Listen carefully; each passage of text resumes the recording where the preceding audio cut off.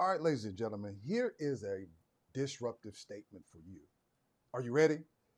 Every student must know that they are unique, incredible, capable of doing great things. But that doesn't happen by accident.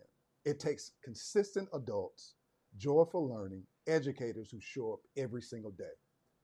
Today, if you're going, today, what you're going to do is you're going to hear from a leader who didn't just believe in kids, he bet his life on them. From critical thinking to community engagement, Principal Salome Thomas-EL has turned his school into a launch pad for greatness. So if you care about kids, crave real strategies, and want to lead with both your heart and skills, this is a conversation for you. Let's dive in. Dr. Salome Thomas-EL lives in Pennsylvania with his family and has been a teacher and principal since 1987. He is currently a K-8 principal in Wilmington, Delaware, and has received national acclaims as a teacher, chess coach at Vax Middle School in Philadelphia, where his students have gone on to win world recognition as the 8-time national chess champions. Principal Els is the author of the best-selling book, I Choose to Stay, movie rights opted by Disney Films, and the immortality of influence, which stresses the importance of leadership, mentoring, parenting, and service to others. He's also the co-author of 3 books on leadership and teacher retention. Dr. L's newest book, Meet Their Needs and Their Succeed, was released in April 2025, but is available right here. This is the book. He speaks to groups around the country and it has appeared on C-SPAN, CNN, and NPR radio. Principal L has studied school leadership abroad in England and at Lay University in Pennsylvania. He also holds a doctorate in education leadership from the Wilmington University in Delaware. Now, he is a recipient of the Marcus A. Foster Award as the Outstanding School District Administrator in Philadelphia, and also the University of Pennsylvania's Distinguished Martin Luther King Award. He's Reader's Digest magazine's recognized Principal L as an inspiring American icon. He's been featured on Good Morning America, and he's also appeared on the Oprah Radio Network. My next guest. So you've heard the intro. He's no stranger. I was just doing the proper edification, but you know who he is. Principal L, welcome to the show. Hey, thank you, my brother. I appreciate you having me.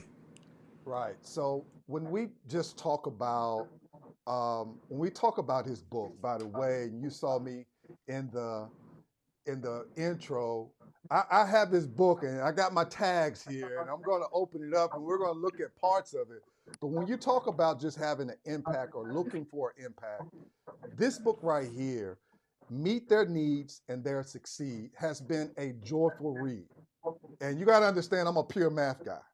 So if I say that, it is a joyful read. So Principal L, I want to jump right into it, if that's okay with you. You write about the 4 C's, about being Yes. crazy about kids, curious about their lives, consistent adults, and the culture of love and high expectations. You know, which of those is most overlooked in schools, and what happens when you finally get it right? I know that's a loaded question. The 4 C's itself is a Yes. whole conversation. Right. Right. But Yeah, let's because chop it because up. the book is rooted in the 4 C's of every chapter. You know, I talk in the book, I talk about critical thinking, trauma-informed educators, choosing to stay. Um, but each and every one of those chapters is really has its roots in one of those C's. And when you talk about which one's overlooked, I think the issue for me is my probably my favorite one, the one that I think I rely on the most, which I think other successful educators do as well, is the crazy about kids. You know, Dr. Rita Pearson, did a TED talk years ago. She said every child needs a champion.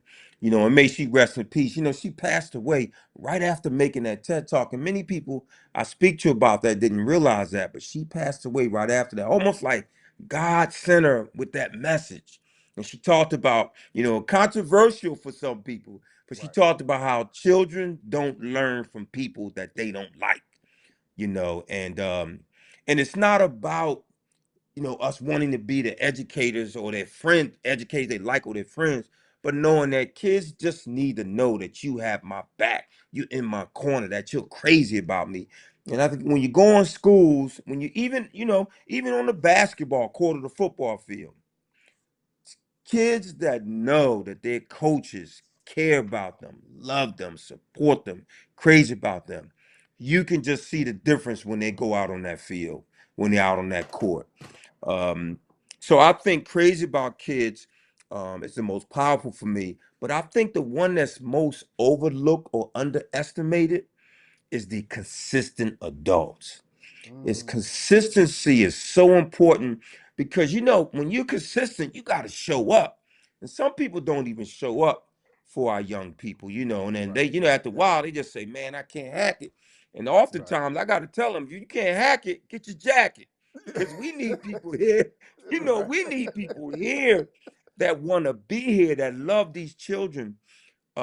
And also, what's so powerful about that consistency, and I learned this, I did a book talk with a group of educators in Illinois, and one of the teachers said the consistency struck strong with her because she said that's something that we can control. A lot of what Mm, happens at home, in the community, outside of school, we can't control that. One thing we can control is being there every day, being consistent with how we treat the children, what we do for them. Those are things that we know we can control. And for children, that consistency offers for them predictability. It offers that safety and security for our young people who may not find that safety and security in the community or in the home. So, crazy about students is where I launch, but being consistent for those young people. Like I'm going to my 39th year as a teacher and principal. And I'm still on fire, brother. I still wake up every morning with determination and go to bed every night with satisfaction. And I think it's because I know I've been consistent, and I'm not always popular because sometimes, you got to make it hard on young people early right. so Right. it'll be Yeah. easy on them later. So I tell them I'm not, if I want friends, I'll get me a pet. I don't, that's not why I'm here. I'm here to help you become a better activist, a better servant, a better leader. And so that consistency allows me to do that. But that other C, curious about their lives outside of school, we've got to learn about them. So that's a Right. powerful C as well, because the culturally responsive educator, the equity focused educator or leader is the one who wants to know about those children, their culture, their families, their community. That's a powerful educator who wants to learn about the interests of those young people. And in order to be a learner, you got to want to grow. And as you know, brother, you can't grow and complain at the same time, I So, like it. I like so it. that growth, I learned that from you. That if I tell people that learning zone is out, you got to get away from the comfort zone, but that Right. learning zone is close to the frustration zone. So folks avoid it and stay in that comfort zone. But when you're complaining and not learning, all you're doing is admiring the problem. And that's not what we Mm, need in our community and in our schools. We need problem solvers. So you got to be learned. The impact of an educator is not based on our ability to teach, but rather our ability to learn and be curious. And if you're not learning, you're not curious, you're not interested in growing. And right. that's it. And then the final C, of course, is that culture of love and support and high expectation, a culture of belonging, Yeah. that culture of inclusion, and that's how we get them coming into school every day, building, creating cultures in our schools where parents and students are knocking the door down to get in and not knocking the door down to get out. That's the key. Right. And this is amazing. In reading that chapter, I knew I was on the edge of my seat to try to figure out how are you going to process those four seeds, Yes, because sir. you really can't separate them, because Right, it's right. you can't. And you start out that with the first C, crazy about kids. And I love what you say on page 17. It says, I began with the easy stuff, crazy about kids. It's all about the positive emotions. But the part that I like, with the part that you talk about that was really um, helpful for me is you got to be crazy to go into the profession, or Mm-hmm. or kids these days are crazy. On the contrary, how we need to look at the word crazy. Mm, Sometimes we look right. at it in a negative connotation, Mm, yes, but sir. the part we need to be about is crazy about those kids to have an impact. Because again, Yes, sir. I love what. Listen, one thing about a math teacher, and I say this all the time. Only thing I knew was not to miss a day. At one point in my career, Mm-hmm. Mm-hmm. not to miss a day, show up every day. I had no sick Right. days. I was going to show up every day. Being consistent, and once I knew better, I began to do better. So it's yeah. Thank you for breaking that down. You can't lead the four C's; they have to come together. You I love can't. it. Well, because they're pillars. And like you say, brother, I'm glad you observed that because I'm hoping every reader hears that and feels that. They're pillars. So, you Mhm. know, the house is standing on each one of them. So you remove one, the house is going to crumble. So you need all four. And then from day to day, you may lean on one more than the other, but you need all four. And you know, for years our parents raised us, when you know, when they say, oh baby, I'm crazy about you, we knew what they meant. We Right. know they weren't saying anything negative. Negative. You Right. know, they just wanted us to know that they loved us, and that's what's important. You know, and I'm a math person as well, man.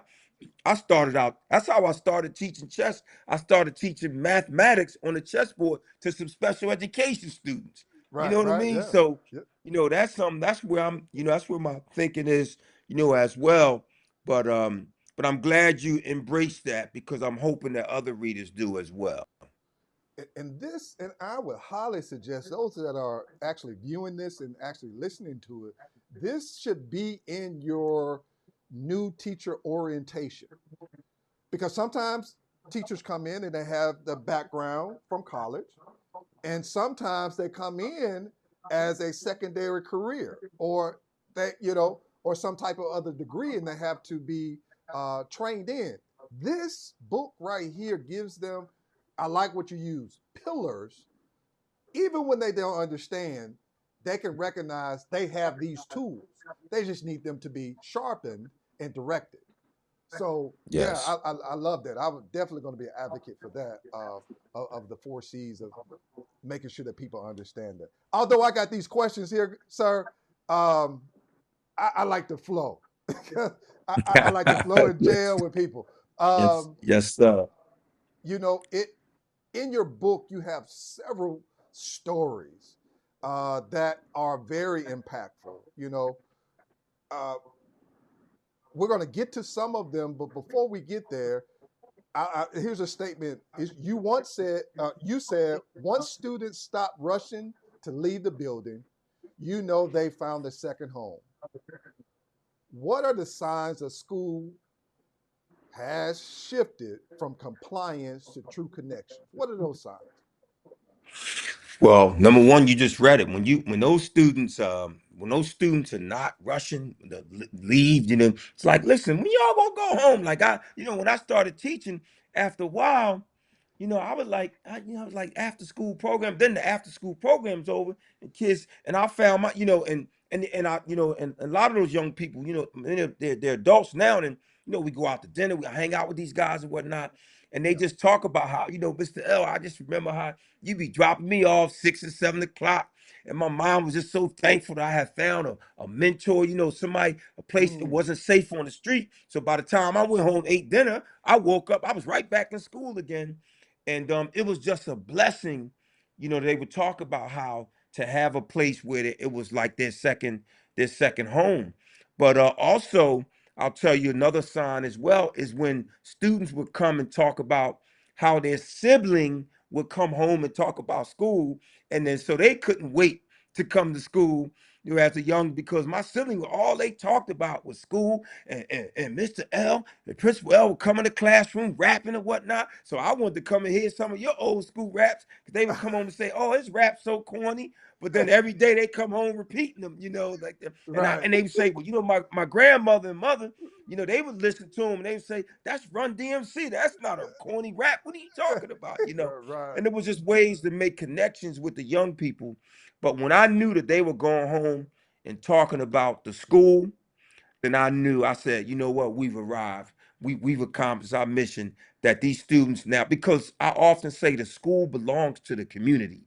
So when the students actually view the school as their place, their home, I know that those students have that they have now that sense of family is now in the school. So we're Yeah, just an extension of the family at home, and then the family at home becomes an extension of the school. So then when we reach out to the family for support, they're right. already naturally comfortable because they know that it's just an extension. Oh, that's excellent. Of looking at all those stakeholders and how Yes. your approach is to it. That of course they're stakeholders, but they're not stakeholders. You really trying Right. to make a family that's there. So that's great to hear, and really transitioning to when we're talking about family.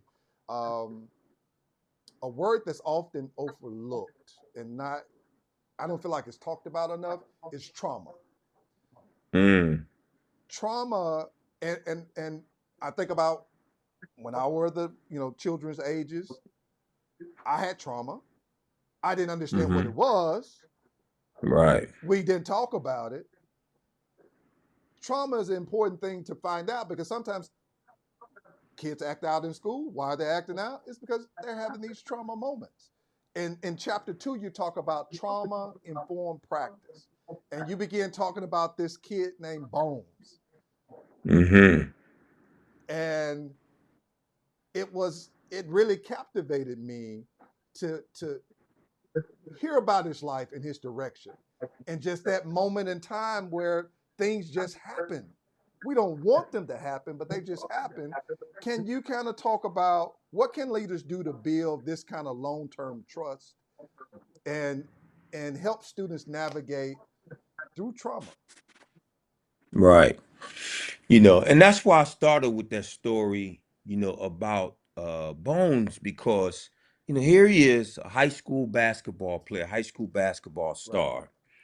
And he was our kid in elementary, middle school. He actually was a pretty good chess player too, but a better Right. basketball player. And he's in his grandmother's house one day, and the house catches on fire. He's got to jump out the second floor window. Fireman catches him, but he hits the ground first, shatters his knee, has to have knee surgery, and the doctor tells him, "Son, I got some bad news for you. You'll never play ball the way you'll never play ball again, and if you do, it won't be at the level you're playing at now." And Bones had two choices: listen to that and then go about his life and just not want to grow, just complain, or decide I'm gonna grow and get better. And he just started rehabbing himself. He came to our gym, working out, doing what he needed to do. And Bones came back and scored 50 points in 3 consecutive high school basketball games after that injury. And because he had been hurt, most of the big time colleges didn't recruit him. So he ended up going to Virginia Commonwealth University, VCU, freshman of the year, conference player of the year. Then he gets drafted. The Denver Nuggets draft him. He's playing with the Joker and everybody, scores 27 points on LeBron James. The Lakers didn't draft him. And then LeBron was like, we should have drafted that young man. He's made the all rookie game and whatnot, scored 39 points against the Phoenix Suns. I mean, Bones is really showing that, then he went to the Clippers and now he's on the Minnesota Timberwolves, their playoff team, and just finishing the playoffs. But the story of the trauma, because, raised by a single mom, his mom was Right. there for him, supporting him, but he never let those odds, hold him back. And one of the ways that we can be trauma informed as teachers and leaders is making sure that we're aware and connecting. That's why, see, this book really is about transformational relationships. That's Right. really what it's about. And those relationships with those students allow us to learn about the trauma that they're experiencing. And these students come in invisible backpacks, as you know. So a lot of times they're struggling with all kind of trauma, and the relationships that we develop with them help them to be able to mitigate some of those circumstances, because Right. then they can be a little open with us. They can be more trusting. We offer them choices that they can make, because times in the trauma they're dealing with, they aren't given choices. We can talk to them about being flexible. But the key, I think, really is just making those connections with their young people, creating safe spaces in school for them to share their feelings, share their emotions, and just caring for them, that consistent adult again, being that adult that's always there for them, who's curious about their lives, and then crazy about them. You know, I often say that the children who need the most love ask for it in the most unloving ways. And Mm, so if we can be that adult, that champion for those young people, that helps them to overcome, that trauma, in their lives. And that's why leaders, we talked about that when, in your intro, how this book is about the joyful educator, the joyful leader, challenging classrooms, engaging classrooms, but also joyful, rigor and joy every day for young people, learning, and joy can exist in the same building. They're not yeah. mutually exclusive. We want to challenge them, but we want them to enjoy it, because then they'll come back, every day, creating that sense of belonging for those students, who are facing that trauma. And that's really the key to helping those young people become successful, overcome those barriers, is just letting them know that I'm in your corner, and I'm not only am I going to help you become resilient, but I'm going to be the person that's going to support you, through it. Now, and y'all say that building resilience in young people is not about teaching them how to be successful. It's about teaching them how to respond when they're not successful. And I Right. think many young people and many adults we see struggle with that, because they don't understand, when you fall down, if you can look up, you can Mm, get up. mm, And I think those that are resilient, they get right up, because when failure's normative, resilience becomes second nature. So just let them experience it. We can't prevent the adversity. Let them experience it, and then we teach them how to overcome, but we also support them in that process as well. that's wonderful. The word resilience. Yes, sir. Sometimes we it seems as though we learn it at a time that seems inconvenient, but it is the Right. most convenient moment in our lives. So, and we'll talk about that a little later on where that statement that you keep talking about, you can't complain and grow at the same time. It is embedded in resilience. Yes. Some things Yes, I don't sir. necessarily want to learn, but on page 44 in your book, you lay some the core principles of trauma informed practice. I guess I just like Hmm. visuals. I love it Right. because Right. now Right. uh, it gives you just this, I feel like, a framework to look at modeling communication, relationship building, restorative discipline, and confidence building. And when I looked at it, it was like, it was almost like a lottery just hit. It was like, oh man, Hmm. this is where this part for this child was missing. Oh, man, this part. Hmm. Oh, so now it gave me a better framework to approach some of my former football players. Some of those kids that really just gave me a hard time. And it was just like, why me? Why are you giving me this hard time? Right. But it's not that, it is building them up. So, getting to the point, which of these should every leader double down on this year? The communication, I think, is the powerful piece, because many of our young people, they struggle with it because they don't have good models for effective communication, the compassion, the empathy, Yeah. uh, being able to just offer them that safe space to be able to communicate their feelings, especially as men and black men in general. Right, right. I agree. Oftentimes, Yeah. we get pushed away from sharing our emotions. It's almost not seen as being masculine, and then without that communication, you can't have the healing and the recovery, and that's why listening is important. Listening can be healing for some people. And especially for students who are facing trauma, they need us to listen to them, hear, and then listen without judgment, not thinking what is wrong with you, but thinking, wow, what has happened that's caused you to behave like that, to speak like that, to feel like that. So then we begin to try to find solutions. We try to find ways to impact the emotional well-being. And that's for young people and adults. Because, we have adults working with young people who are facing trauma, who've dealt Right. with trauma in their lives, and they bring that trauma to school, with them. So as a leader, my own emotional intelligence has to tell me I got to tap into the feelings of my staff members and support them and be that empathetic leader so they can model that for their students. I got to be that way for my coaches so they understand, listen, yes, you need to be hard on those young people, but they need to know you love them, as well. And they need to know you love them before you ever met them. So that way, Mm. there's nothing that they can do to change that because we loved you before you ever hit that door. And we're going to love you even more tomorrow. So come back and be ready because we're going to love you some more. And once those students realize, they understand love wins.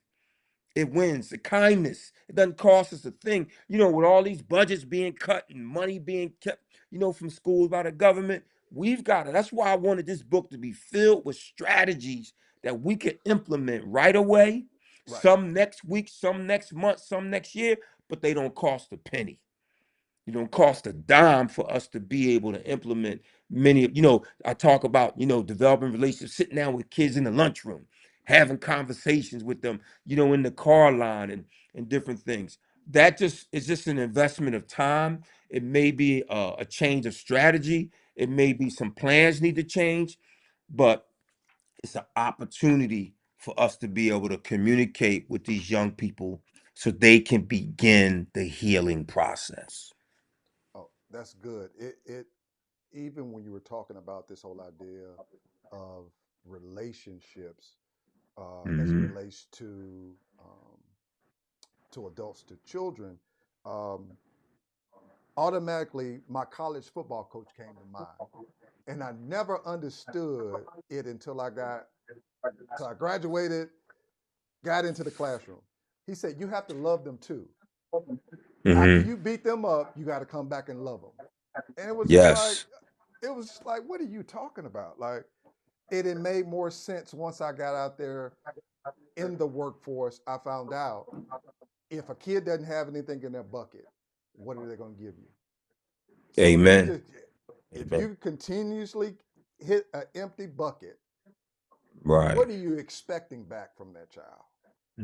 Can't pour from an empty cup, Right, Gotta right, fill, gotta be a cup filler. right. Yeah, yeah. You know what I So mean? yeah, and that's automatically what came to mind. Um, now this next part, which I won't get into the Steelers and the Eagles, because the Eagle. Because I, I I will, am listen, let me go ahead and be open with your audience right now. I'm from Philly. I'm an Eagles fan, and my Eagles just won the Super Bowl, so I'm riding high. But I also got some love for the Steelers too. I'm an old school Franco Harris fan too. okay, So, yeah, yeah, yeah, yeah, yeah. yeah, yeah. So that's why I was going to back up because they just won the Super Bowl. Uh, Yes, we sir. we made some major trades and pickups this year, so I hope the Steelers are uh, make it right this year because I don't know what's going to Yeah, happen I next hope year. so. I know. I don't know why they did. I kind of hope they would hold on to Justin Fields because I don't know what Aaron Rodgers is going to do, but we'll just have to see. Mike Tomlin is my frat brother. I'm a Kappa, so I gotta um I gotta just hope and see what the brother does. Okay, all right, got Yeah. you. I won't mess with that one. I got you. I Mhm. understand. I want him. I want them to be successful so I can talk to the Cowboys fans like I want to. So that's Yes, sir. Yes, sir. um, this whole idea of critical thinking.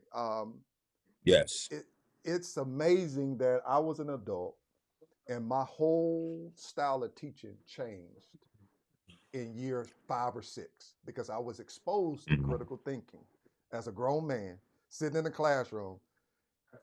Completed a 2 week workshop, and I say, you know what? What I'm doing right now is not impactful, nor is it preparing them for the Right. future. Critical thinking is needed. But this story, let's talk about this story you have in this book.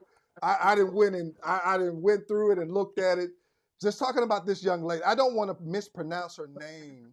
On Shania, Shania, Shania. Shania Shania Higgins. Higgins. Yeah, my chess player. Yes, sir. That was a unique Oh man. situation, man. Oh, brother, that listen, man, I'm gonna tell you something. Every time I talk about it, I get chills. And she just graduated from college too. Um, and she's actually taught in one of our summer high school programs. But you know, when I think about that whole experience, because again, that was a young lady who she wasn't a good chess player. She wasn't supposed to make that trip to the nationals Right. because we could only take less than 10 students. And we had about 20, 25 students in our program. We took about 20 to the nationals in Atlanta that year, but we didn't have money to go to Dallas until I went to Texas and gave that speech about my students. And lady wrote a check for $20,000. I'm sitting there like, what am I going to do with 20? Oh man, I said, God is good. So I can actually take these students to the elementary, because I had elementary students at the junior high nationals Hmm. in Atlanta. So I said I can take these elementary students to the elementary nationals, but I can't take everybody. And so Shania wasn't going, and then somebody accidentally gave her a permission slip. And she came to me with the slip, and she said, I just want to thank you for taking me because you told me I couldn't go. And I said, Shania, you're not going on this trip. She said, well, I got a slip. She said, but don't worry, I'm gonna bring my holy water with me, so I'm good. And I said, I told my coaches, my assistant principals, what I said, listen, Yeah. she's an A student, she's a good kid. Let's just take and let her enjoy the experience. You know what I mean? Yeah. So she went on that trip, brother. And listen, all and the young people, the guys, how guys are. Only why we bought her, is we're the best players. And then here we are in first place. All we got to do is win the last two rounds, and we got a national title. But these boys gonna go in last round and lose their matches. So we thinking we don't have a shot. And then then we find out we won the nationals by half a point, and that half a point came from that young lady Shania, who got a draw on the last round. She didn't win, but she didn't lose. She got a tie on the last round. So the young lady who wasn't supposed to be there was the one that God said she is the winner. I, And when we came back to school after that trip, you should have seen our school community wrap their arms. You had the fire department out there, police department, oh man. everybody out there waiting for her to return to congratulate her on her success and congratulate the students and whatnot. It was just amazing, man. It just shows you the power of one and the power of believing in children until they believe in themselves. Now, there was some divine intervention there because again, she wasn't supposed to go, Right. but she Right. Yeah. found her way on that trip. But she made the most of her situation. She said, "You know what? I'm not going to complain. I'm going to grow while I'm here. Mm. I'm gonna make an impact and do what I can and do my best." And she said, I may not win this match, but I'm gonna do my best. And it was enough to get that draw. And it was exactly what we needed to help us win our first national champ, the first school in the history of the state of Delaware to win a national chess championship. Wow. Unbelievable, brother. Yeah. Right. But and in the book, I got a whole chapter devoted to critical thinking. Not a part of a chapter, not a page, a Right. whole chapter. Because I think that's something you talk about underutilized, not talked about enough is I don't think we devote enough time to teaching critical thinking. And when we do, we wait until students are too old. We Mm. wait Yeah. until middle school and high school. We got to start teaching young people in elementary school how to think, how to problem solve. That develops their cognitive ability. That's why I started teaching these young people to play chess because I wanted them not only to see the turn, but I wanted them to see around the turn. I Mm. wanted to be Yeah. able to That's have a good. plan A, a plan B, a plan C. These young people are not ready. And I think that's the problem with many of them is that we don't teach them early enough to make those good decisions. We wait until they're too old. And I start as early as kindergarten and first grade with teaching students to play chess. because that part of the brain that chess develops, that part of the brain does not really develop for young people until they're in their teen years. That's why they make so many bad decisions. But chess develops that prefrontal cortex there early on. So I start early. That critical thinking, that's the link really for our young people. Mm, that's good. And Mhm. I think our conversation at some point on Instagram was talking about chess. So at one point in time, I Mhm. used to play chess on my phone before I go to sleep every night. That's what I did. Wow. That Mhm. and just going through that process of how do I, number one, how do I win and stop getting Right. beat? But it Mhm. also made me think ahead, like you're talking about, not just thinking about, well, all right, what happens, you know, with this first move? What's eventually going to happen if I Right. position myself right here? And to have my younger son right now, he's playing chess. He's going to the fourth grade, Mm. and Great. Great. he's in what we call pathways or the gifted. Mhm. That they were able to use chess as a tool to help them critical think too. So that's great to hear about that. Yes, sir. Yeah. Yeah, that story, that young lady, man, that's the highlight of my life, man. Just being able to talk about, and then even the young man I talk about, Nate Durant, who was one of our chess players, back in Philly, and this young man, struggling at one point where he was sleeping on the couch in my house, and my wife and I, and but here he is now, got a master's degree, and he's now a school principal, a few blocks from where I'm a principal. Just starting from the bottom, but that doesn't mean you have to stay there. And Mm-hmm. he used his chess skills, the critical thinking that he learned to get through school, and he started out as a paraprofessional and worked his way all the way up, to being a principal. Wow, that's Just good. yeah, so that's that critical thinking really, and that chess is the game changer for me, for teaching that critical thinking, that problem solving, reasoning, self-regulation, patience, all of that comes from critical thinking and playing chess. And when you talk to these colleges, these professors, and these folks in these Fortune 500 companies, they say the skills that these students need to be successful are not measured on these state tests. Right. Yeah. It's the skills that they're being taught to survive, the resilience, the critical thinking, the patience, the being kind, the character. Those are all the things that help adults become successful. Oh, I agree. Yeah. This is in your book, and let me tell you this, and I'm gonna be a good steward of your time as well. But one thing I loved about the book, the stories were captivating for me. Right. So Mhm. as I read through them, I could relate, but then also I got some necessary tools as I looked at the strategies. So it's a book Mhm. that a principal or school leader can take and spread it out across the year and actually build the capacity of their teachers as well, right? So Right. Yes, sir. I definitely want to put that out there. If you don't have the book, this is a book worth having, and you have your professional development right here, Yes. all right here Hmm. in this one book. Um, so like I said, I want to be a good steward of your time, sir. So I'm gonna jump to the 2 minute warning, uh, Okay. because so I'm gonna ask you this question: if you were speaking to every school leader in America right now, I don't know if you could put it in a one-liner, but or maybe a thought to help them stop managing and start leading. What I would tell them, I'll tell them something that my mother taught me. My mother passed away in 2002. She was from Charleston, South Carolina, old Southern lady, loved to cook. Um, but she was a paraprofessional in our schools up here in Philly.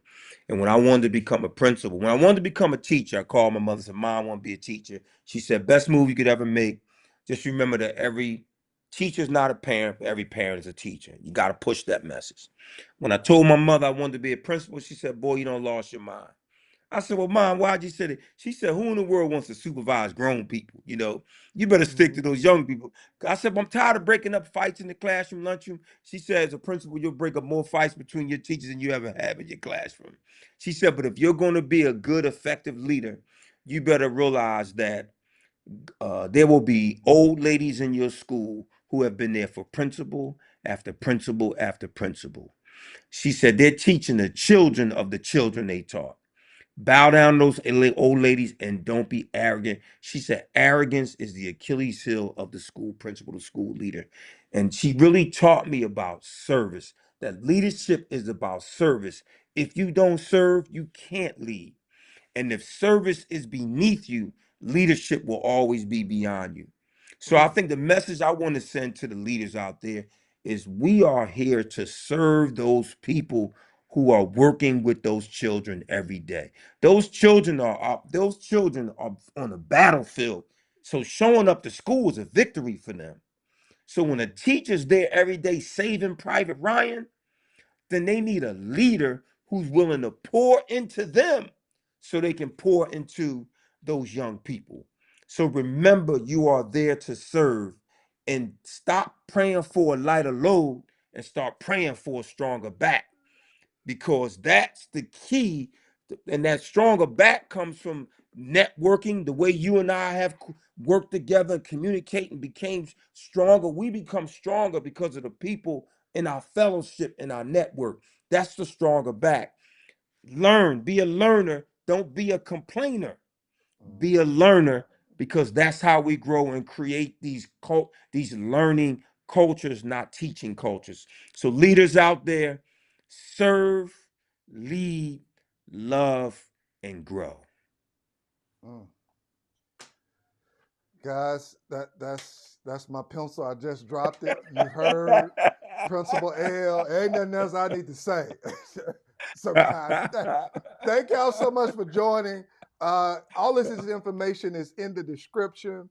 You can reach out.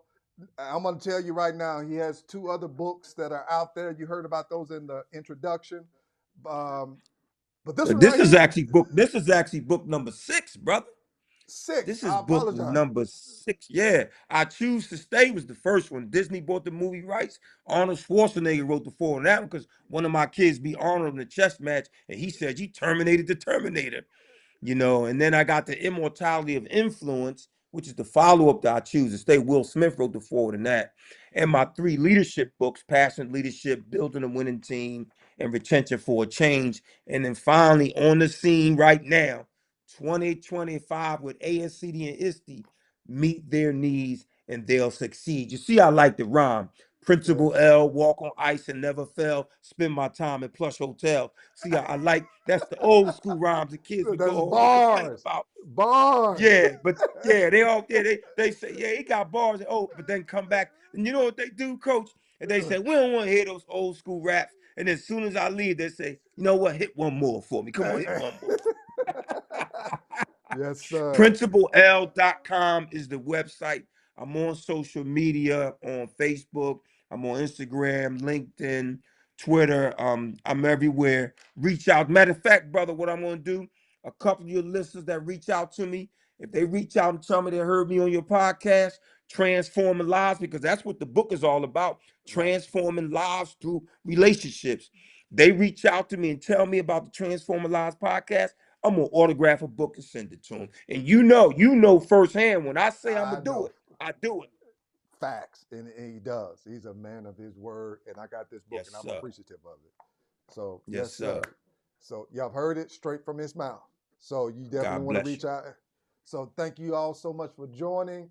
This concludes Transforming Lives podcast.